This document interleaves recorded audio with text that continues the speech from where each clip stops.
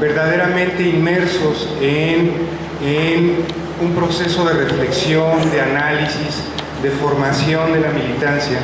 Tenemos la fortuna de tener con nosotros a Pedro Salmerón. Pedro Salmerón es, creo que muchos de ustedes lo conocen, es un magnífico amigo de prácticamente toda la vida. Aunque no es el allense de origen, es veracruzano, creció por aquí, su juventud, su adolescencia, estuvo por aquí, está impregnado de estas tierras del Bajío. Viene con nosotros a la presentación del libro 1915, Guerra en México. Es fundamental para todos nosotros,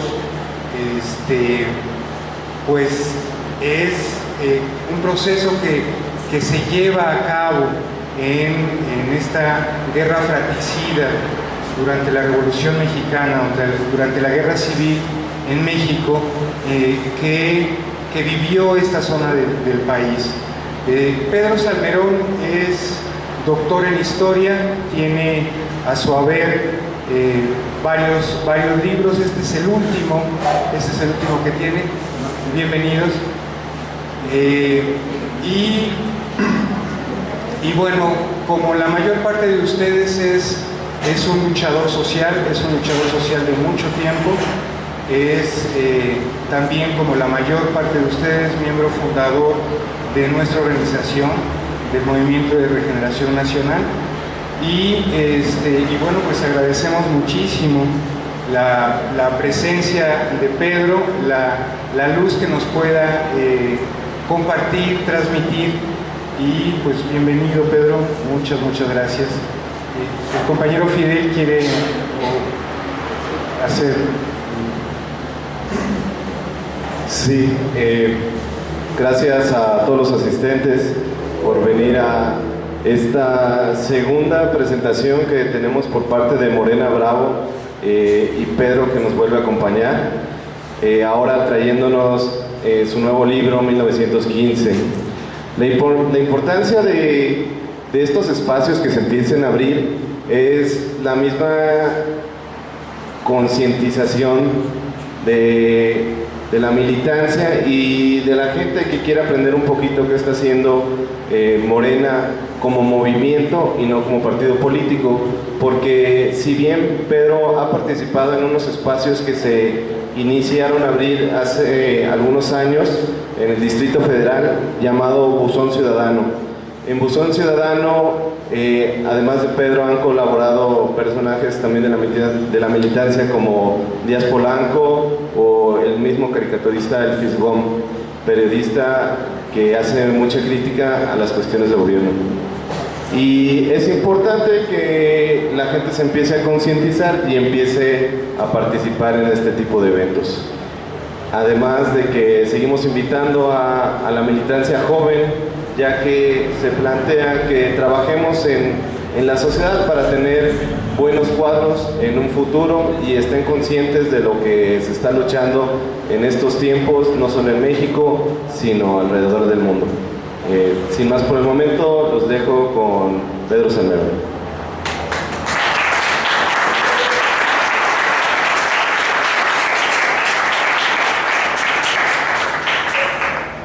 Muchas gracias. Antes que nada, o antes de empezar, quiero hacer un anuncio.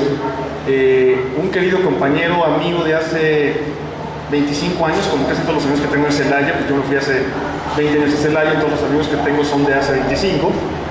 Un querido amigo dona 3 libros, ¿sí?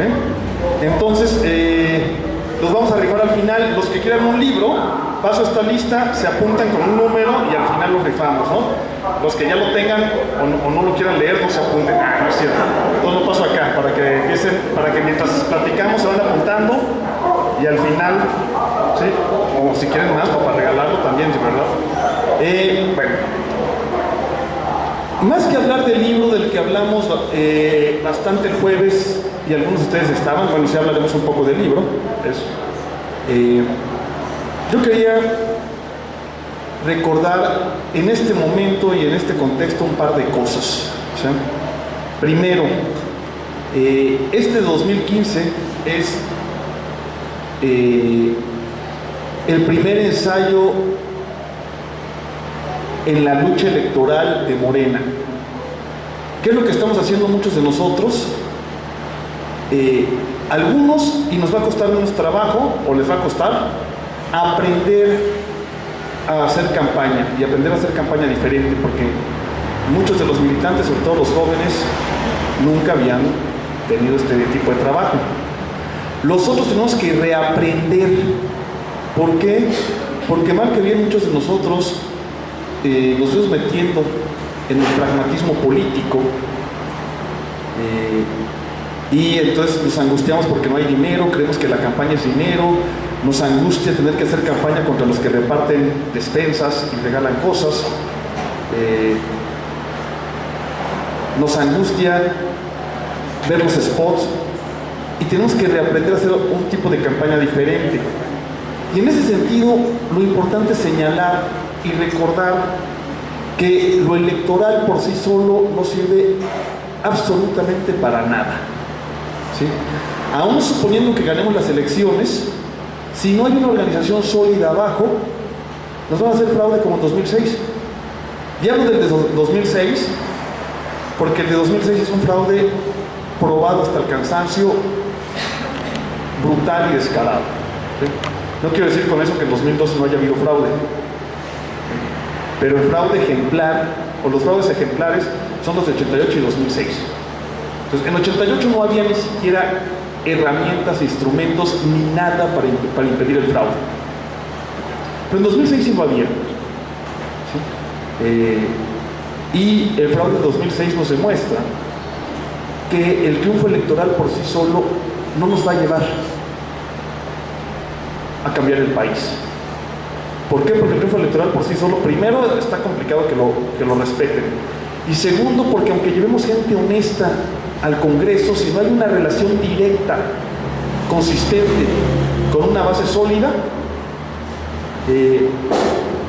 tampoco sirve, porque cooptan a la gente, o la aíslan, o la amenazan, o la neutralizan la gente en el poder.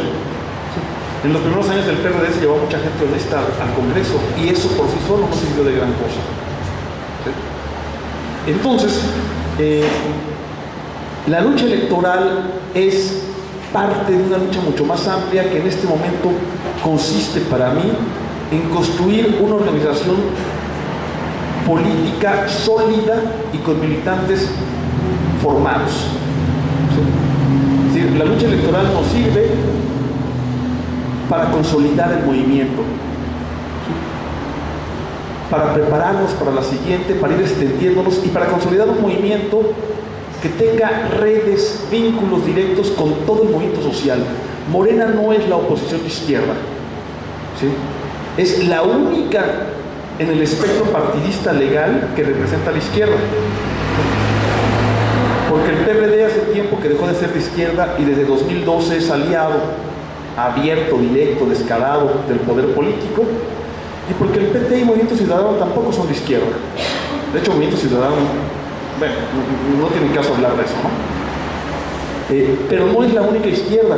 La oposición al régimen está por todos lados en el movimiento social, en la resistencia de los maestros, en la resistencia de las comunidades contra los megaproyectos, contra las minerías a cielo abierto, en San Quintín, en Wirikuta, en las policías comunitarias, por todos lados está, ¿sí? Y Morena, en el ZLN, en los padres de los 43 de Ayotzinapa, que por cierto, cuando llamen a no votar, dejémoslos, no son nuestros enemigos, no discutamos con ellos, tienen razón, si nuestro enemigo no está ahí, ¿sí? Morena, pues, es el único representante de esta izquierda que va a aparecer en las boletas electorales. Y cuando digo representante, hablo de esta vinculación porque en muchos lados está. A veces quizá en algunos lugares donde Morena ha estado más golpeada por sus conflictos internos o más debilitado, le ha costado más trabajo insertarse en el movimiento social, a veces no se da cuenta.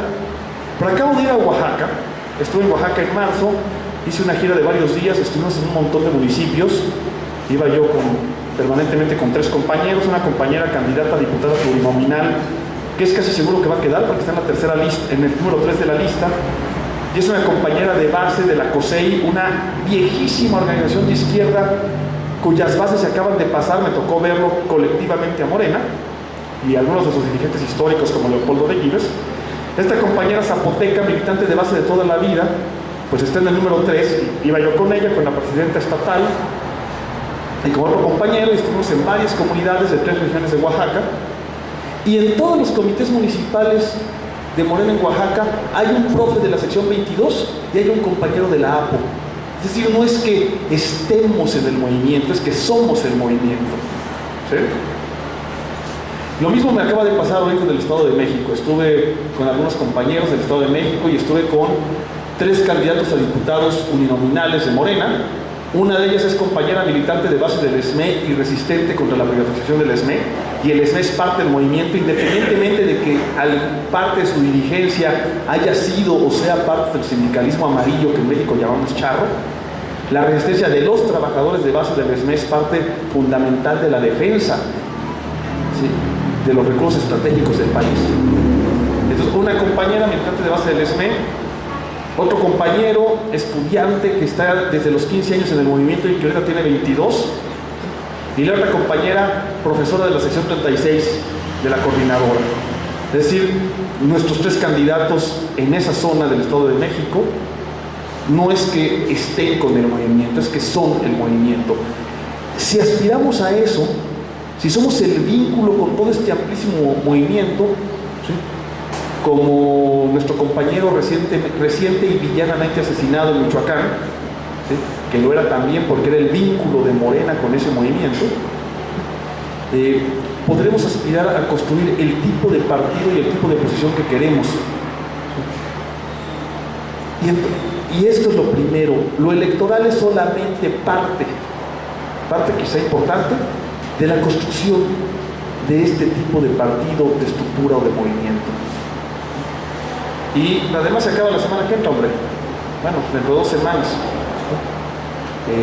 También hay que aspirar a convertirnos en que ninguna de esas fuercitas de izquierda que se dicen de izquierda lo sigan siendo, que quede claro que en la lucha electoral, que es parte de la lucha, la única oposición de izquierda es Morena.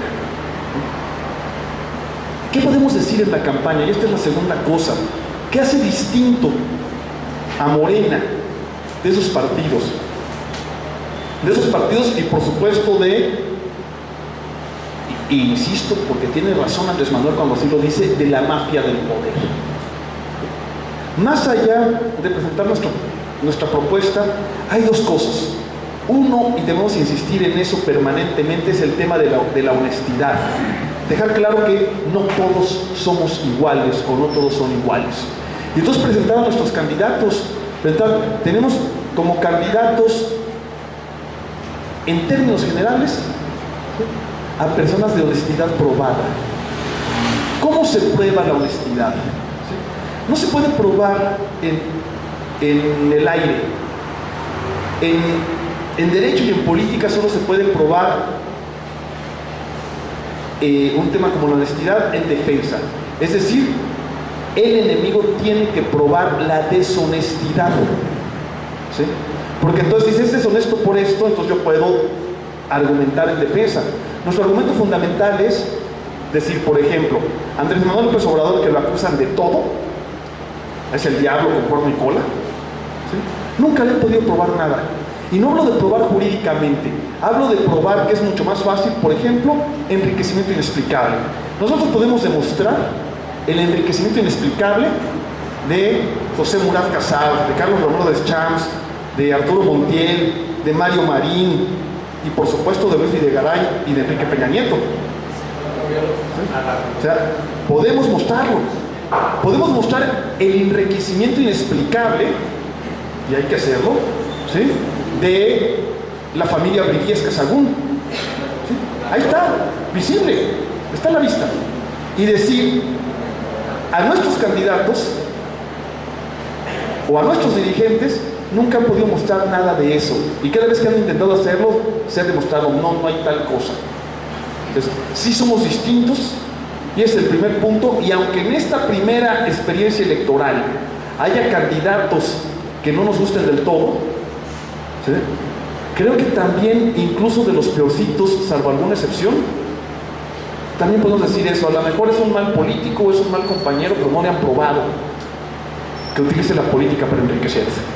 Sí, y ese es un tema que marca una diferencia cualitativa en un momento y en un país en que la corrupción, la impunidad y el crimen van de la mano y son un tema clave.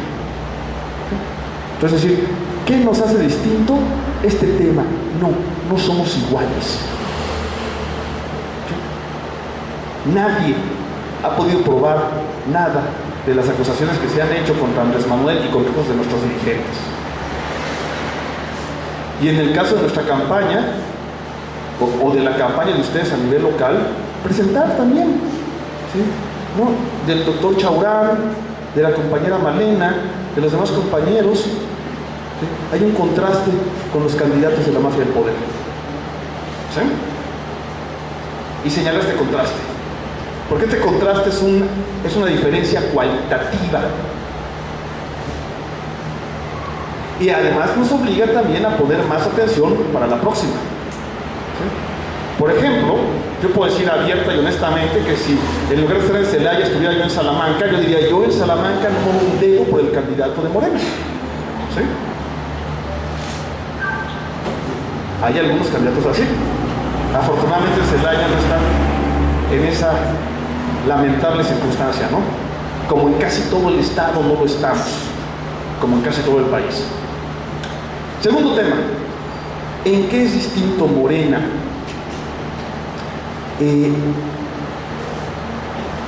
Hay gente que piensa, y eso exige no saber nada de historia, que un jefe de Estado, y voy a señalar esto porque es el mayor ataque sistemático contra Andrés Manuel López Obrador. Hay gente que piensa que un jefe de Estado, un jefe de gobierno o un jefe de partido sabe todo de lo que hacen sus subordinados. Es una especie de poder divino, en virtud de que la divinidad en nuestra tradición judeocristiana es omnisciente, es decir, lo sabe todo. Por tanto, necesariamente, como lo sabe todo, es cómplice de cualquier acto de corrupción de cualquiera de sus colaboradores. Y entonces siempre sacan a reducir el tema Ahumada, Bejarano, Ponce, ¿sí?, para decir que Andrés Manuel fue corrupto. El primer elemento que hay que decirles es, compañeros, señores, si los jefes de Estado o de gobierno supieran lo que hacen los hombres a los que les otorgaron su confianza, nadie hubiera matado nunca a Francisco I. Madero o a Salvador Allende o al rey Enrique IV de Francia, porque los mataron la gente a la que ellos entregaron su confianza y la gente de su círculo, que estuvieron planeando su asesinato, ¿sí?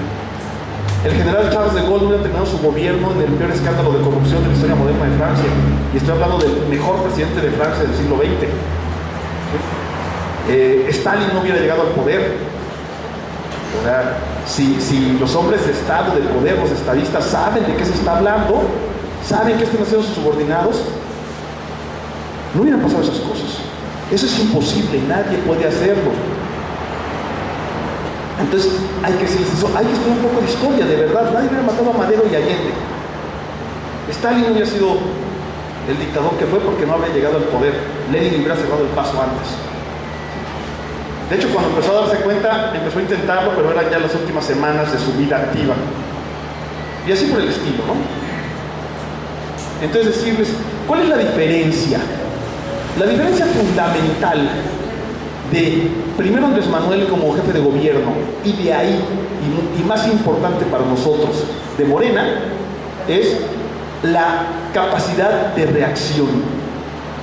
Cuando se hizo evidente la corrupción y otras cosas peores que la corrupción misma, de personajes como Mario Marín, como Arturo Montiel, como Ulises Ruiz, lo que hizo el PRI fue cobijarlos y defenderlos. Cuando se hizo pública la mansión que tenía Genaro García Luna, procurador en tiempos de Felipe Calderón, lo que hizo el PAN fue cerrar filas en torno a él y defendernos. Cuando se hizo público el acto, no sé si exactamente corrupción, pero llamémoslo de corrupción, de Bejarano y Ponce, lo que hizo Andrés Manuel fue correrlos al día siguiente y hacer todo lo posible en desfera de sus funciones por procesarlos. ¿Sí? Y de hecho fueron a dar a la cárcel, y si salieron fue por cuestión judicial, el juez los sacó. Es la diferencia. El jefe de gobierno no puede saberlo todo. La enorme diferencia es cómo actuó cuando se descubrió corrupción o uso indebido de facultades en el gobierno de Andrés Manuel y cómo actuó en el PRI y el PAN.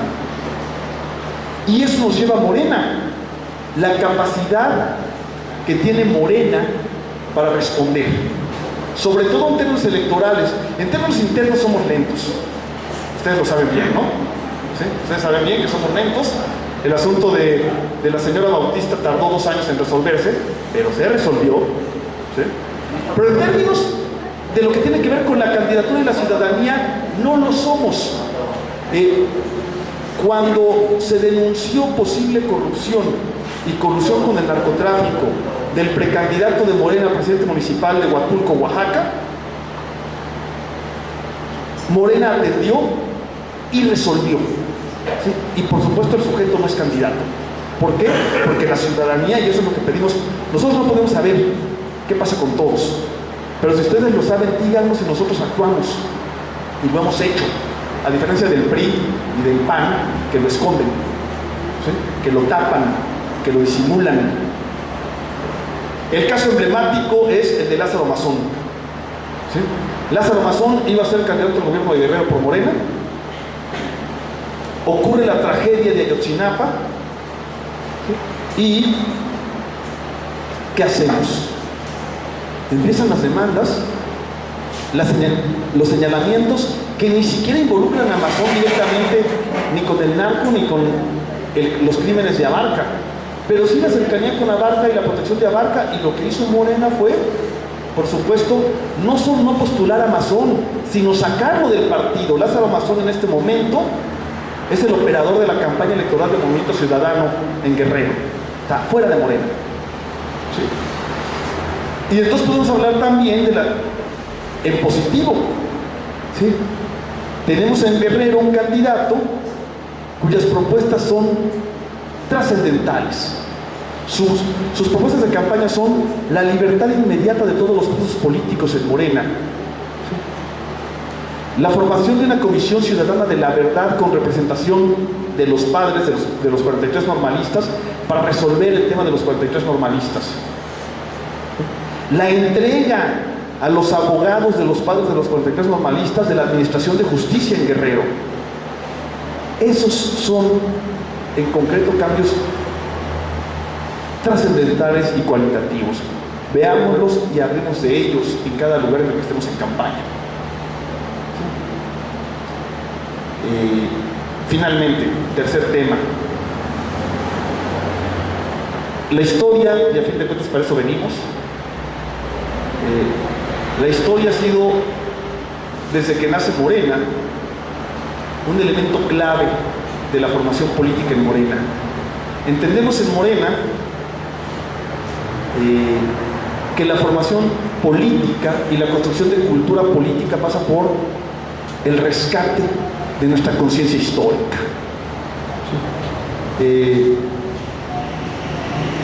Lo entiende Andrés Manuel cuando Andrés Manuel propuso al Consejo Nacional que aprobó un equipo de trabajo que diseñáramos para diseñar los cursos nacionales de formación de jóvenes, en el cual tengo el honor de pertenecer. Andrés Manuel propuso que la mitad del contenido del curso fuera histórico.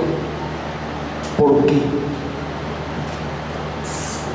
Porque entender la historia es entender el presente. Al formarnos políticamente y adquirir conciencia, es mucho más difícil dejarnos manipular y es mucho más fácil entender, por ejemplo, la descarada mentira del gobierno con la que anunció su reforma energética el año antepasado. y también la capacidad de reacción que tenemos. Por ejemplo, nadie nos ha reconocido que, aunque perdimos en términos jurídicos por la colisión, la complicidad de la Suprema Corte, la absoluta falta de independencia de la Suprema Corte, como la absoluta falta de independencia del Poder Legislativo, que es un tema del próximo artículo en la jornada que firmamos Gaby y yo, porque la investigación fundamental es de Gaby, mi esposa, que también es historiadora y que está ahí atrás. La absoluta falta de independencia de los poderes judicial y legislativo con respecto al Ejecutivo en este país, ¿sí?, hizo que el millón de firmas que recaudamos para exigir un plebiscito sobre el tema fueran desechadas. Lo que no se han dado cuenta es que ninguno de los grandes tiburones se ha acercado todavía a firmar ningún contrato. ¿Por qué? Porque la resistencia que se ha visto les hace temer, por supuesto, sobre la continuidad de estas reformas. ¿Sí? Entonces están a la espera. ¿Saben qué están esperando para firmar los grandes proyectos? Que se caiga Morena, porque somos los que lo estamos impidiendo, ¿sí? O que nos convirtamos, no que desaparezcamos, no vamos a desaparecer, pero que nos convirtamos en una fuerza meramente testimonial, como fue la izquierda electoral en los años 70 y 80, bueno, hasta el 87, 88, ¿no? Eso es lo que esperan, ¿sí? Entonces, de tal modo que lo electoral también es central, manifestar nuestra presencia y hacerles saber de manera clara a estos poderes que ahí estamos, ¿sí?, y que estas reformas no son para siempre, que los vamos a echar para atrás, es seguirlos manteniendo en esa posición de expectativa, ¿sí? Mientras no vean segura esta reforma, no van a entrar. Y ahí hay que mantenerlos, aunque no ganemos todavía, porque en 2015 no vamos a ganar y hay que ser conscientes de eso, ¿sí? Hay que mantenerlos en esa posición, ¿sí?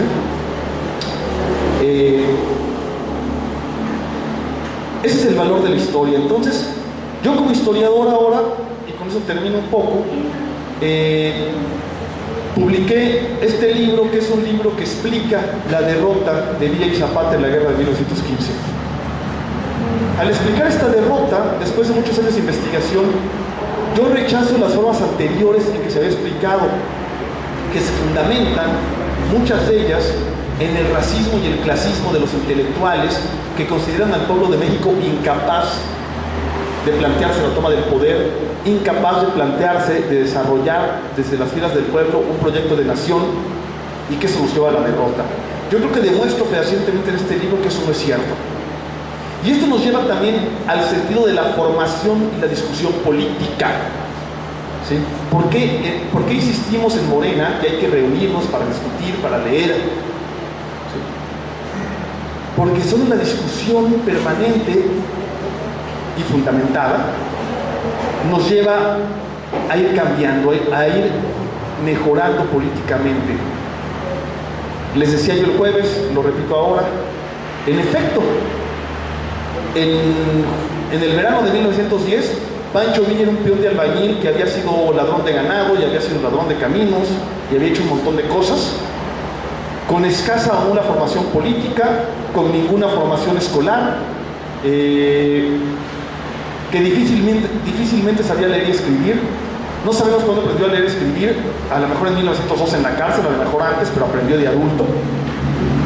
Pero en 1915 ya tiene 5 años de discusión permanente de la política nacional y de los problemas del país. Es otro. Y otros son también quienes lo acompañan. Es decir, la discusión permanente, la formación, el análisis, hace que ustedes o nosotros, que somos ciudadanos de a pie, seamos en 2, 3 o 4 años capaces de entender la realidad nacional y de proponer soluciones a la realidad nacional. Nosotros, los de a pie, ¿sí? Por eso hay que estar discutiendo, por eso hay que formarnos políticamente. Y eso lo aprendí de la lectura de la historia. Bueno, estas eran las 3 cosas que quería decirles antes de pasarles el micrófono y platicar un rato. Gracias. Gracias.